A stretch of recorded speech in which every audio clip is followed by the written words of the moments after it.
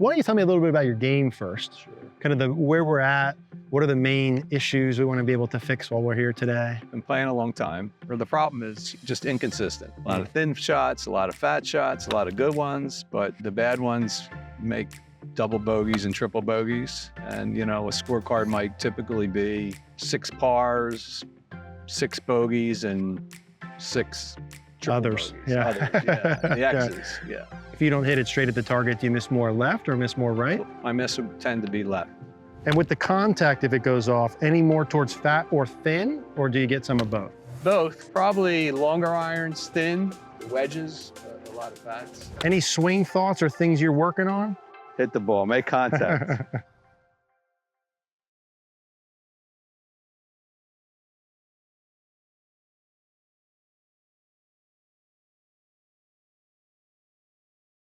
If we look at those shots that you hit, step 1, clean up the contact. Number 2, okay, do we have a direction pattern? Then number 3 is, do we have enough distance to play, effectively at the tees rack? I don't think distance for you is really that big of a deal, but definitely clean up the consistency of contact. So when we're looking at these pieces, or you're looking at things, we always want to make sure whatever we're doing nets into that. Hey, whatever we're going to do now, you should hit the ball more solid as a result of. Perfect. I think your setup pieces are pretty good. I want to show you 1 or 2 backswing pieces and then a couple things through the ball, right? So if we look at the backswing stuff first, your setup pieces look really good. Ball position, grip, feet width, tilt, etc. I would say this is causing no problems.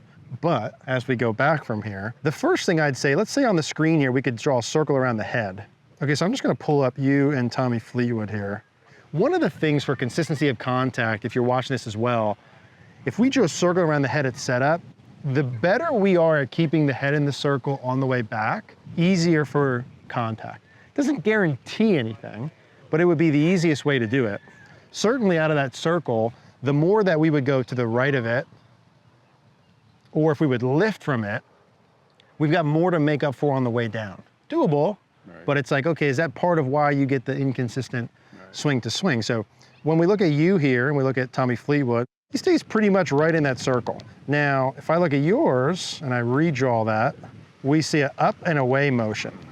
Now, if I looked at you at the top and him at the top, we would say, hey, what are the 2 biggest things we see different between you and him? I would say swing length. Your arms have bent a lot and you have a lot of hinge of the wrist, which nets out to that shaft going long versus his arm, certainly his lead arm's much straighter, so he's got more width.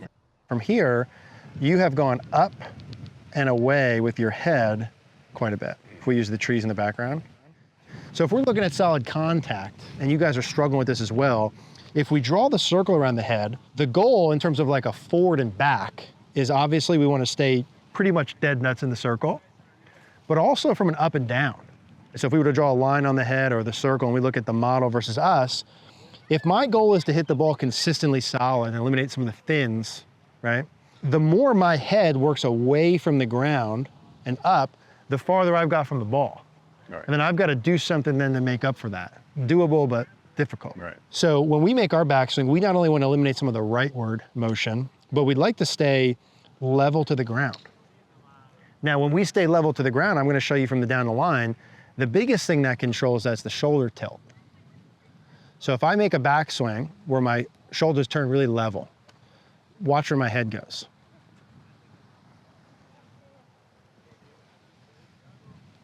Yeah, up and too back. far up and back. Yeah. If I were to make a backswing where I had a lot of shoulder tilt, where like I overdid it even, my head would go forward and down, right?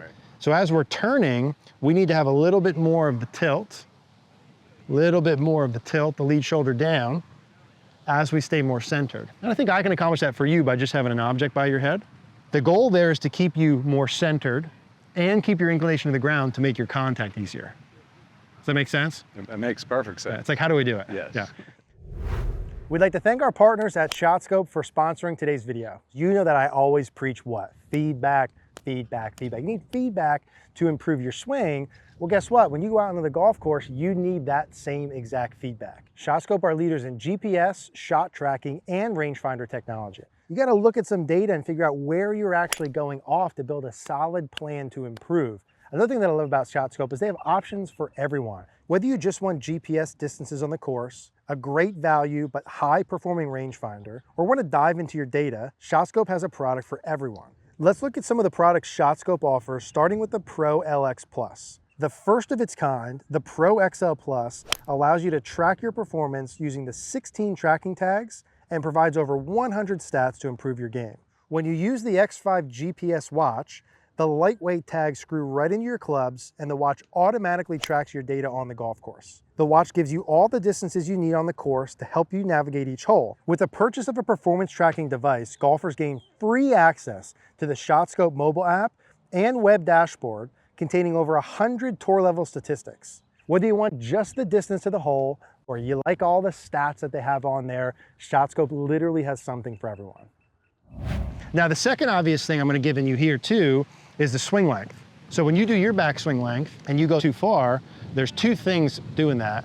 One is the arms are overfolding. So if I took my arms and I just bent them as much as I could, you see how far they go. Now, if I just straightened them, Right, sure. that's a lot shorter from just that one lever. And then the second thing is the wrist hinging. If I decrease that angle, that club will go longer, longer, longer, longer, longer. The more I hinge my wrist. The more I unhinge my wrist, it would look shorter as well. So the thing that makes you swing too long is too much wrist hinge and too much arm bend. If we had the arms shorter and wider and less hinging, that would be more neutral. Now, the only reason that long swing can be a problem is because when you go back too far this way, a lot of times you're going to want to rebound the opposite way, which will sort of net out in that like early release on the way down. Now, I think, because I've had a backswing that looks like that, for you to, and the reason why you probably had a hard time changing that is we have to exaggerate at a like unbelievable level.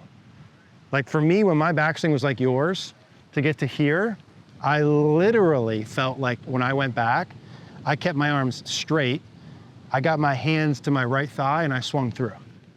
And on camera, it looked perfect. Right. So I think it's just it's a level of exaggeration oftentimes. We're still looking at Brian and Tommy Fleetwood. As we start to come down, awesome downswing body motions, like great transition with the torso, but we're gonna see the wrist angles get released way too soon.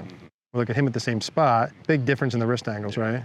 Pretty similar with where the wrists are, and we can see the angle difference between you here and him here. So a lot of that's the like rebounding from the backswing. That club head gets too far away, too long, too early. That's where you get some of the fats behind the ball, or you can get some of the thins. If I got you and him at about the same spot, see how much hinge he still has in his wrists? Yeah. So we go through impact. Obviously the wrists are released too soon. This is where a lot of the contact comes from. And also when you're coming through a little bit of that lunging you mentioned, when you start to work through as well, I would like to see that trail foot and leg release out sooner. See how long your foot stays on the ground there? Love to get the shoelaces out towards the target sooner, get some better extension. So from down the line, it's really staying centered and tilted with a shorter swing. You're gonna feel like your backswing's so short, your arms are so straight and you're tilted over, and we're gonna hit some from just there. We're gonna hit it. You're gonna look like normal, even though it'll feel crazy. Okay, quick look at the down the line. The main thing from here, you can see how much the arms fold, and there's a lack of overall tilt. That's your left knee and left hip. So you see the difference in those? Yeah. His left knee tilted down and forward, right? His left shoulder tilted down and forward. And obviously the arm structure we saw. A lot of good in there. I'd like to get that trail foot release sooner as well to help, but I think we got to really hammer in the backswing stuff. So if you guys are struggling with this on the way back, right? Certainly the head motion. You want to draw the circle around the head to stay more centered. And from this side, it's got to stay on top of that line. That lead shoulder's got to work down, right, to keep your inclination in the ground. Think about like spine angle when you go back. Okay, so we're going to work through that in a moment. And the backswing line's got to feel so short. So if you're long and the arms are collapsing and hinging, it's gonna feel like you literally go back, arms straight, hands about here, before we fire through. I'll show you what I mean. To change the swing length and the arm structure, in the beginning, I think you're gonna need to feel like, at setup, your lead arm's fairly straight, the right arm's a little bent. We're gonna feel like both of those arms are pretty darn straight, and your hands only get about just past your right thigh. And once they get to this position, we're gonna swing through. So we're gonna go arms straight, here, through. And I'm gonna hit one just to show you. Now I've got a 9-iron here, and I anticipate this will go 100 yards or so. So I'm gonna feel arms straight, just past my thigh, through. Now I bet if we look at that on camera, that felt to me like it was here, it was probably 3/4. Yeah. And then I'll go full, full, full. Right. you're not gonna play like that, but because you're so far here, let's find the opposite end of the spectrum, right? Just to get to neutral. So let's have you take your setup right here, and let's make a normal setup for you. And I'm gonna kind of show you where we're gonna go. Keep your hands on the club the whole time. I want you to feel like you go to about right here. This is your swing. Okay. And then from this spot, you can swing through, clip the mat, and go all the way up into your full finish. If you have that long backswing and the arms are collapsing, it kind of feels so short and straight. It's gonna be very exaggerated. Yep. And swing through. Awesome. Because there's two parts to this, right? One is your brain only knows really long, so we've got to go really short. Right. But the other part is you only know how to swing down from really long. So we also got to like, whoa, how the heck would I even swing from this spot? Now, the only reason I would suggest this is because we're predicting this will lead to better contact, better consistency, et cetera, right? Because we're not going to go so long and overhinge it, we probably won't get that early release as much. I think if we can get you better motion early, we'll be able to fix that by itself. But it's got to feel like you're literally, let's do one together. Those arms are staying straight to about here, and you're going right from here through. Right from there and create speed through. And when you're doing this without a ball, it's not gonna look like crazy, but as soon as you add a ball back in, our brains are gonna go longer and you're gonna get back to normal. So if you know you have a long backswing and you've struggled to be able to fix it, you have to go significantly shorter, uncomfortably shorter. Go ahead and do one there, Brian. Okay. So even this one here, even your practice rep, you see how when you do that there's way less of that throw in the wrist angles early. Now again, it's gonna change when a ball's there. Your brain's gonna react to a ball. Right. So we're gonna do 3 reps. You've never done this before. I don't care if you whiff the first one. I just want you to do the best you can of you making a swing where you feel like you go to about that spot and then you hit. Now we're not gonna do a pause. Okay, so why don't I demonstrate one? I'm not gonna pause on this one. So I'm gonna take my setup, I'm gonna go here, there. So it's gonna feel like rushed. Arm's gonna feel straight to here, through. And then we're gonna hit with that same sensation. Now this is gonna go way longer, it's just a feel. So that felt like I did a chip shot. I bet if we watched that, I went shoulder high. Right? I just want your brain to see that. So 1 or 2 practice with no pause, and then we'll hit with no pause. So you can see that. Anytime you do a practice one, when a ball's not there, it's gonna be easy to make it look better. As soon as you put a ball in, your brain's gonna go back to normal. That's okay. You wanna get a ball in as soon as possible, get thrown into the fire. That's how you learn good. Good, so don't care how you hit this. Let's feel the same thing. Arms are way short and straight and swing down. Oh. Okay, now let's see where that went in terms of your swing length.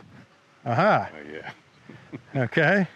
So now there's our backswing length. Now that's pretty much looks like the Tommy Fleetwood model. Right. Look how straight your left arm is. That's where the backswing structure should look like. All we have to do that is feel way shorter, straighter, and more exaggerated. So it's not as though we need to do something different, right, to change the swing length. Right. It's more the exaggeration level.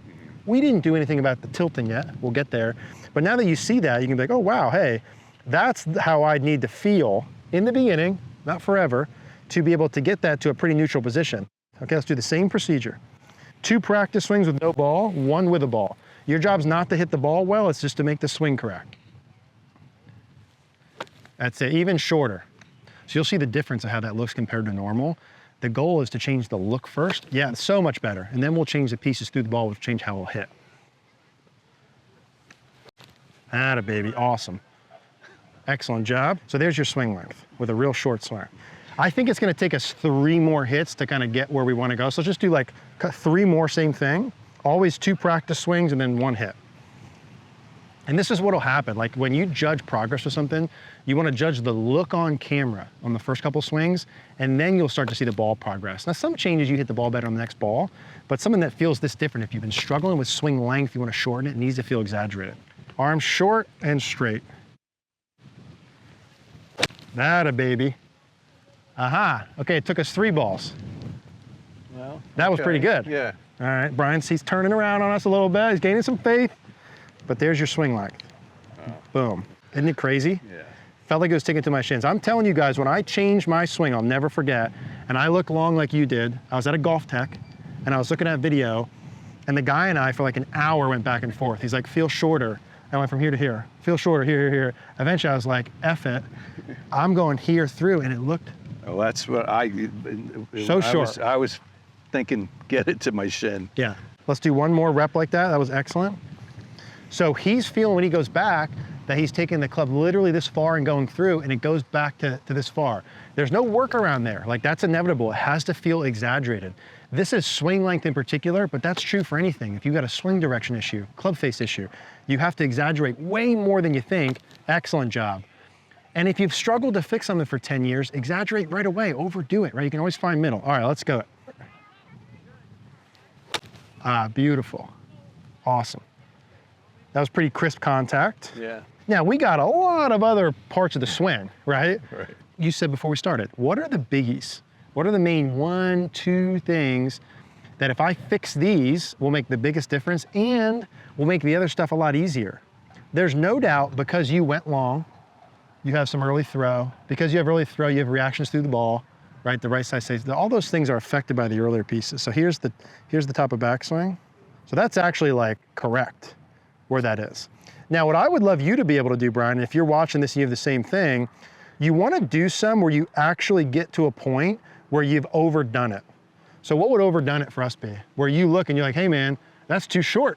I don't think that's ever in my vocabulary. Yeah, I mean, like if you can push it to a point Right. where you're like, hey, my issue's X, I'm doing the opposite, it would be so easy for us to lengthen your swing compared to where we're at right now with that. So that to me would be like the main piece, would be that. But we've got this inclination to the ground thing, right? And so when you guys, if you're struggling with this head working to the right and up, we're gonna talk about the right portion first. The easiest way to solve this is to have an object in your way.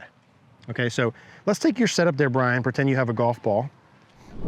Now I'm gonna hold a club for the sake of this. You guys can put like an object in your golf bag, have someone hold an object. There's different ways to do this. I'm gonna hold my hand here, Brian, 1 inch to the right of your right ear. I want you to make the swing just like you're doing and not hit my hand with your head. Good, let's do it again.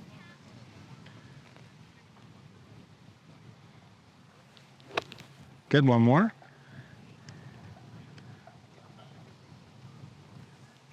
Now, does that feel any different than normal, or does that feel the same? Feels the same. Feels the same. Let's take your setup again, because same's not good, we need different.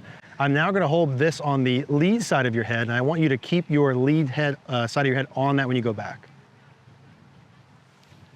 Any different or the same? That I felt like I was staying on the shaft. Yeah. Now, we just got done saying if you go too long, you always have to feel the opposite and exaggerate. If you go too long, you had to feel really short. So it only serves to reason if you're watching and you go to the right, it's gonna probably need to feel like you go a little left just to stay middle. Now, do we wanna make a swing where your head actually goes towards the target? Absolutely not. But it may feel like it's going a little this way just to stay normal. And then we would have to just confirm that with video. But if we were to put an object here and you actually hit a ball and you don't hit it, that would be fine. Or you can put it on the lead side like this and make sure you stay on that during your backswing. So we're gonna do a couple with a ball where I'm gonna put my hand in there. Your job is to do the same thing, which is the arms feeling straight and short. I'm gonna keep your head centered. You can swing to a full finish. Awesome. This whole thing for you should feel kind of short and rushed. Yeah, it definitely feels like I'm rushing. Okay. Now, is rushing good for everyone watching? Definitely not. Is rushing good if you normally go way too long like this? Absolutely. That's what it's gonna feel like. So we're gonna hit one with me holding your head there for a second. Same thing, you feel the same exact stuff. I will be out of your way, don't worry about me. Okay. Your goal is to do the arms straight and short. On these 3 we're gonna hit with this, I'd like you to tell me, we don't need to do practice swings. You tell me if you feel any difference with your body motion, shift, or not at all. It's okay either way. Okay. It just will tell me how much we need to exaggerate. Your job is arms short and straight. Any difference on those 2 in terms of like the shifting off the ball, or does it feel the same? Well, I feel the pressure, my head hitting your hand with some pressure, Yeah. meaning I'm still sliding or swaying back. Yeah, but let's hone in on the shift feel. I definitely want you to have a sensation of, hey, I'm not going up and away this way more. And we're gonna do one more, just me holding you, and then I'll kind of give you more of a feel to correct this. We'll do one more. Your job is arms straight and short. I'm gonna keep your head centered. Awesome. Now, from an actual feel perspective, if we normally went too far up and away, the shoulder goes high, and the lead leg loses flex. How you would do it from like a mechanical, technical perspective is your lead shoulder would feel like it goes more down and your lead knee would go more in. And that's just really creating more tilt. So as we go back, as the arms feel straight and short, the lead shoulder and knee would feel like they go down and in, down and in. And we want to do that to the point where you stay centered. If I did it bad, if I went shoulder up, no knee flex, see how my head obviously is going to go up and away. Right. I want to feel the shoulder and the knee go down and in just to stay to the point where I'm just centered. So let me demo one. As we're feeling this with the arm straight and short to here, I'm also going to have a sense of the left knee and the left shoulder going down towards the ground. Left knee and shoulder down, arms are straight and short. And obviously compared to normal, it's going to feel rushed. Yeah? Let's try one. So I want you to feel like this knee goes down and forward more towards your lead toe. Bingo. Now it'll go in a little bit as you rotate, but your feeling is trying to get it to go more, like flex your left knee more. Okay. So I want you to feel like that left knee goes in more, forward. Yep. That'll keep your head, keep your inclination to the ground. So this bends and this goes down. Exactly. Your sensation should be that your body feels closer to the ground than normal. It does. And that would only make sense if you normally get farther from the ground. Yeah, exactly. Uh-huh. So let's do a little practice swing without a ball. So I'll show you what that looks like. Awesome. So now here, see how your head's gonna go forward towards the target. And then it centers out. That's exactly what you need to feel in an exaggerated practice swing. Because as soon as we put a ball down, you ain't gonna do that. The part we're doing here now is like, if you have the head going up and away and you want to stay centered and you could just put an object there and don't think about anything, that's great. But literally what's happening is your lead leg wants to increase its flex, needs to increase its flex, and your shoulder needs to tilt more to stay centered. As soon as this loses flex, I'm getting taller. As soon as this turns level, I'm getting taller and moving away from the target. So if we can do this, let's see if we can do this versus your first one and see the difference when you do this practice swing. So obviously it's a practice swing, but look at the difference of that. Light years different. It's way different. So here's your normal swing. So head works up and away, lots of hinging. Here's you hitting the ball with your practice feel. Look at that difference. So this to me would be your step one. Go from the guy on the bottom to the guy on the top with a real swing. And then it'd be like, okay, what do I do from there on the way through? Does that make sense? Yeah, it makes sense. The beginning piece one. I mean, it definitely makes sense.